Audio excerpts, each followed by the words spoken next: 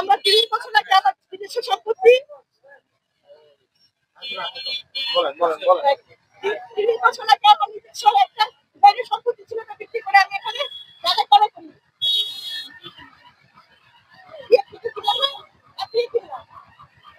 সালে হাতে থেকে সম্পত্তি বিক্রি করার করি, সম্পত্তি আমরা এখানে খাল ছিল, এই খালের থেকে বেশি 30 বছর এখানে আমরা বসবাস করতেছি খাল ভরাট করে। সারা জীবনের কামাই আমাদের, সারা জীবনে যা আমরা সঞ্চয় করছি সব এটাতে করে। কিন্তু এখন কি করে 100 দূর আমাদের 500 গাভী ছিল, ওই গাভী এখানে করে আমরা একটা সরকার বলছে একটি বাড়ি একটি খামার করার জন্য, আমরা এখানে একটি বাড়ি একটা খামার করছি। আমার এখানে অনেক গরু ছিল, 800 গাভী ছিল, হ্যাঁ গরু ছিল, ছাগল ছিল, আমার ছিল, হ্যাঁ কবুতর ছিল, এগুলো সব চোখের পলকে নিমেষ করেছে। আমার একটা ছাদ, একটা বাগান ছিল, ছাদ বাগান ছিল, এগুলি আমি সরকার আমার এগুলি এত কষ্ট করে সারা জীবনের সঞ্চয় আমি এখানে রাখছি।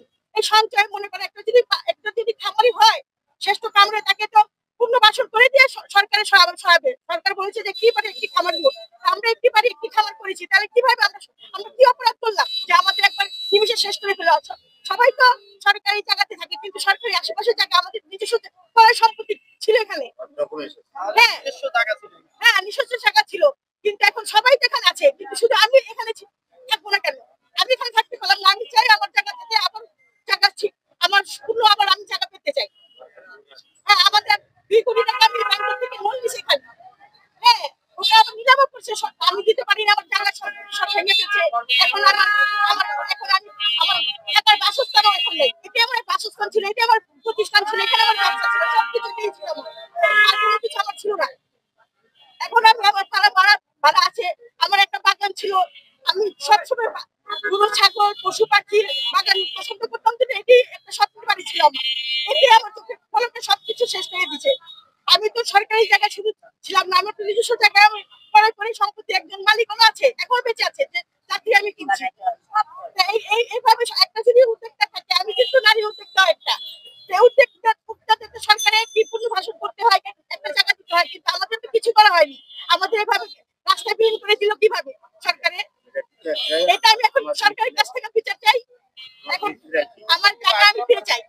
এখন আমরা এখন দিশেহারা হয়ে গেছি, এখন গরু ছাগল, আমার গরুগুলি খুব কষ্ট করেছে, আমার ছাগল কবুতর ভেড়া এখানে অনেক কিছু ছিল, টার্কি মুরগি ছিল, একটা মুরগি ওজন ছিল 8 কেজি, এগুলো আমি নিজে পালন করছি, নিজে এটি বাচ্চা ফুটেছি, ওগুলি সবকিছু চোখের পলকে শেষ। গরু আমার মনে করেন গাভীর সব গাভী গরু ছিল, এগুলি না খেয়া ছিল, আমার বাসাটাও ছাদ দিয়ে ভেঙে ফেলছে। আমার ছেলের বউকে পরীক্ষার্থী আমার ছেলের বউ ছিল, এক ছেলের বউ প্রেগনেন্ট ছিল, ওকে পুলিশের হাতে দিছে, আর ছেলের বড় ছেলে বউ পরীক্ষার্থী ছিল, ওই দিনে এই সব ঘটনা ঘটছে। আর ছোট ছেলে তো অসুস্থ হয়ে গেছে এই পরিস্থিতি থেকে, আমি অসুস্থ হয়ে গেছি, এখন তো শারীরিকভাবে খুবই অসুস্থ। কোন সরকার করছে? এই যে আওয়ামী লীগ সরকার ছিল তখন, বেদনাচুরি বন্যা ছিল, বেদনাচুরি বন্যার সাথে আমি নিজে কথা বলছি, এখানে মেলা বসাই ছিল, তখন আমি বলছি যে আব্বা আমি কিন্তু একটা সম্পত্তি করে নিছি, আপনি এটাই করেন না, আমি একটা সম্পত্তি বিয়ে করে এখানে করছি, কারণ আমরা গরু ছাগল পশু পাখি পছন্দ করি, ভালোবাসি। আমার হাজবেন্ড একজন খামারি, আমি একজন খামারি। বাংলাদেশে যখন বাণিজ্য মেলা হয়, আমার হাজবেন্ড প্রথম পুরস্কার পেয়েছে, আপনারা জানেন কিনা আমি জানি না। রেজওয়ানা চৌধুরী বন্যা তো একজন নাচের শিল্পী ছিল, হ্যাঁ বলে আমি পুরার কাছে বলছি কিভাবে আপনাদের উঠেন? শেখ রেহানার বান্ধবী ছিল। এখন আমি যাকে বলছি সে বলে যে না, সেই বলছে যে প্রধানমন্ত্রীর জায়গা হলে এটা সরাতে হতো, এটা উপরের আদেশ, আমরা কিছু করতে পারবো না।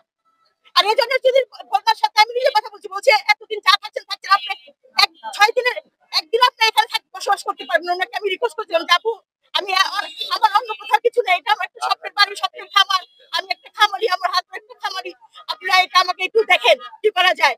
হ্যাঁ আপনার তো ভুরি সম্পত্তি আছে, আর আমার যেটা স্বপ্নের জায়গা ছিল 30 বছর যাবত আমি এখানে চাকরি সঞ্চয় যা করেছি এটার ভিতরে রেখেছি, আমি অন্য কোথাও কিছু করিনি। কথা বলেছেন আপনি যা খাচ্ছেন অনেক খাচ্ছেন, এখন আর থাকতে পারবেন না, আপনি 6 দিনের ভিতরে আপনি এখান থেকে আপনি সেরে যেতে হবে। মানে শেখ রেহানার সাপোর্ট নিয়ে রেজওয়ানা চৌধুরী বন্যা দখল করছে। আমি গেছি, সারাই বলছে যে এখানে বড় বড় হাত আছে অনেক, এটা আমাদের পক্ষে কিছু করা সম্ভব না। এটা সরকার যদি অন্য মন্ত্রী বাড়ি হলে মন্ত্রী বাড়ি যদি সরকার চায় আপনাকে দিতে হবে, আমি আর তখন কি করতে পারি?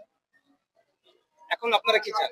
এখন আমি চাই আমার পুনর্বাসন করা হোক, আমার জায়গার মধ্যে আবার কিভাবে এখানে আবার বাজার দেওয়া হয়, আমার জায়গার মধ্যে কিভাবে এখন বাজার দেওয়া হচ্ছে। আমি 30 বছর দিয়েছে। কিসের বাজেট দিয়েছে এখন? এখন কিসের বাজার দিচ্ছে বাজার দিচ্ছে কারা দিচ্ছে সেটা আমি বলতে পারবো না, কিন্তু আমার কথা হলো একটা মানুষ যদি বস্তিতে থাকে ভাই, তাদেরও কিন্তু পুনর্বাসন দিয়ে বস্তি থেকে সরকার। আর আমি 30 বছর এখানে ছিলাম, 30 বছর থাকার পর আমার এইভাবে একদম রাস্তায় পথে না পেলে আমার এতটি গরু ছাগল, এত শীত, জানুয়ারি মাসের 10 তারিখে শীতে কল্পনা শীত ছিল, মানুষ বের হতে পারতো না। আর আমার গরু গিলে, ছাগল গিলে, পশু পাখি গিলে 6 মাস এখানে কবুতর গিলে ঝুলে ছিল, কারণ ওদের কোথাও জায়গা ছিল না, আমি এগুলি পালছি। ওরা যাওয়ার রাস্তা চিনে না, এই অবস্থা ছিল। গরু বাচ্চা প্রেগনেন্ট নিয়ে পা ভাঙ্গা, হাত ভাঙ্গা রাস্তা পড়েছিল শীতের মধ্যে। কতগুলো গরু ছিল আপনার? আমার 1000 গরু ছিল, 200 ছাগল ছিল, 100 গাড়ল ছিল, কবুতর ছিল 100। এই পুরোটা জায়গার মধ্যে একটা বাগান ছিল। অনেকে জানে, ওনারা জানে, সারা বছর ওখানে আমি আমি শুধু আমার জন্য করিনি, আমি মানুষের জন্য করছি। আমি গরিব দুঃখী মানুষের সাথে ঈদ তেহার আসলে আমি চিনি সেবায় বিলে সময় করি না। আমার মতো 30 বছরের খামারি, আমার হাজবেন্ড ঘুষি ব্যবসায়ী ছিল। তা আমি 10 বছর এখানে মোহাম্মদপুর অনেক সম্পত্তি পরে করতে পারতাম যদি সম্পত্তির লোক থাকতো। আপনার ছেলে দেখেন, আমার এরকম কোনো সম্পত্তি নাই যে আমি এত বড় ব্যবসায়ী হয়ে, খামারি হয়ে আমার একটা বাড়ি করার একটা ছুটি সব বাড়ি আমার ছিল। যে এখন তাহলে এই সরকারের কাছে আপনাদের দাবি যে আপনাদের আমার দাবি হলো, আমি একজন শ্রেষ্ঠ খামারি হিসাবে আমাকে আমার জায়গা ফিরে দেওয়া হোক। আচ্ছা